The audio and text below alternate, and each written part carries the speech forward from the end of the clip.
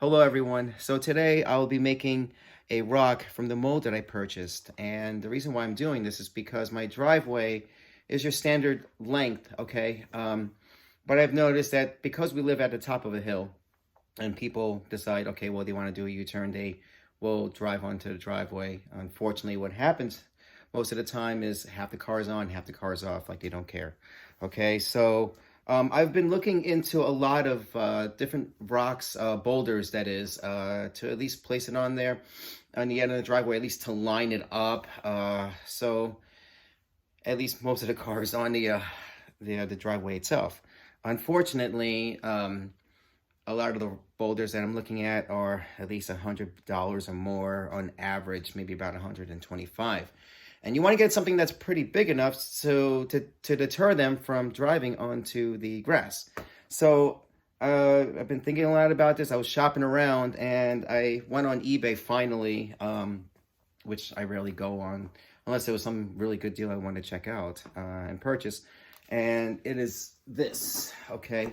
So you have, this is actually the plastic. You can tell is fairly thick. And I don't know the exact measurements, but I'll find it out for you. But it's in the mold of a rock, okay?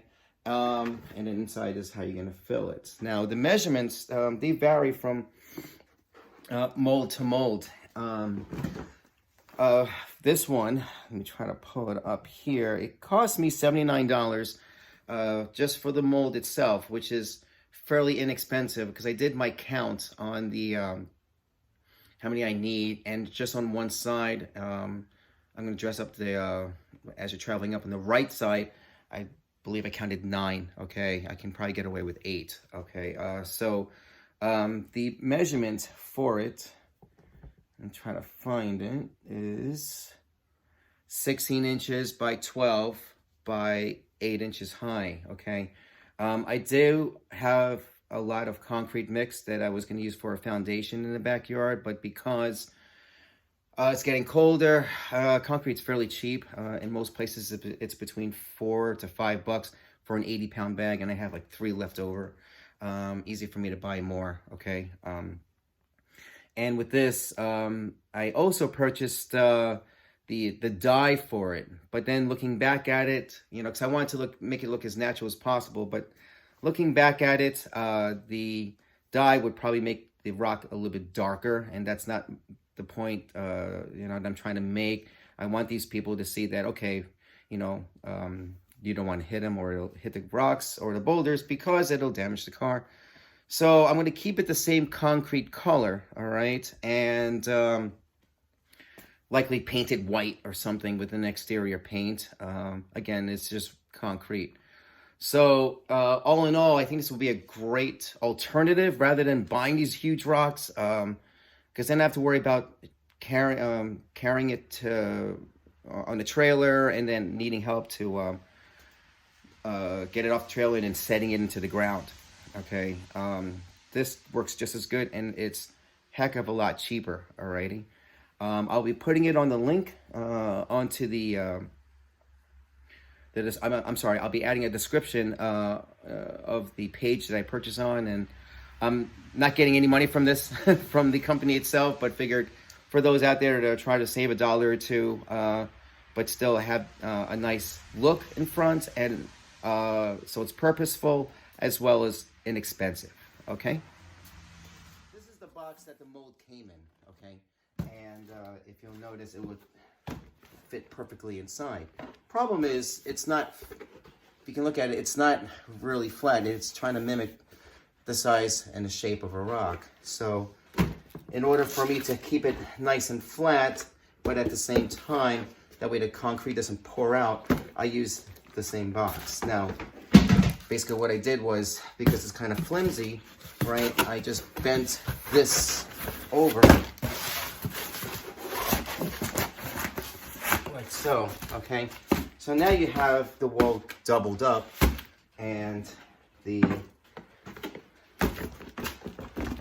go. It'll be like that, okay? Now, before I lay the concrete inside, I will fill this up with some padding, such as like old rags or old blankets or something, things that, you know, I know I'm not going to be using. That way, when it does fill up, it will be nice and supported all around. Okay, I couldn't think of any other way to do that, but that seemed like the best alternative. Okay.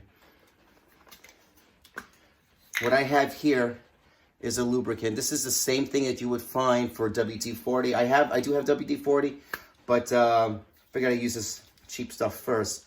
When the mold came, shipped today or received today, it's got all this powdery residue. Okay, and so what I'm gonna do is, I think it's supposed to help if you put your first set in, your first concrete in, but I don't want the concrete to stick into it, you know, because it's going to take this stuff off, and then for the next mold I would have to do the same thing. I don't know if it's talcum powder or what have you. So I'm going to start fresh, and I will, there you go, and spray it on here. And I do have the blue paper cloth. So this really just to get that residue off. But at the same time, what it also does is that when you lay your concrete in, your wet cement in, it won't stick to the walls. Now again, it's designed in a way, if you look at it, it's kind of like a pyramid shape. So it's not like one area would hold on to the concrete while you're trying to get it out. All right. Now once that's done, again, spray it one more time.